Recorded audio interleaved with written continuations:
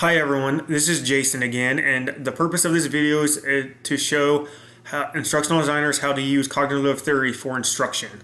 So the first part I'm going to talk about is the worked example effect, which is derived from cognitive load theory, which speculates that learners benefit more from studying fully worked out examples than solving problems independently, especially when they are beginners.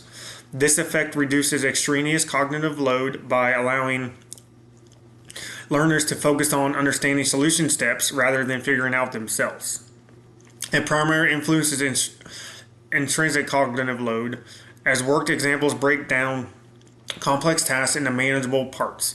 For instance, in a math lesson on solving equations, a worked example can walk learners through solving the equation for x plus 3 equals 7, showing each step to reinforce learners before they attempt solving similar problems on their own. As you see before you, I made an example, the x plus 3 equals 7. So you can see the step-by-step solutions that break it down for you. The original equation is x plus 3 equals 7. Then step 1, you're going to subtract 3 from both sides. Then it'll give you each step inside that step. Then you'll have the final answer, which will be x equals 4. So then the solution is x equals 4. So we're going to go on to the next one, which is going to be the redundancy effect. So the redundancy effect occurs when learners encounter redundant information that doesn't provide additional value, leading to unnecessary cognitive load. This happens when the same content is delivered through multiple channels. It can either be text or audio without offering new insights. This can overload working memory and impair learning. According to cognitive load theory, redundant information increases extraneous cognitive load, diverting mental resources from essential content and reducing overall learning efficiency.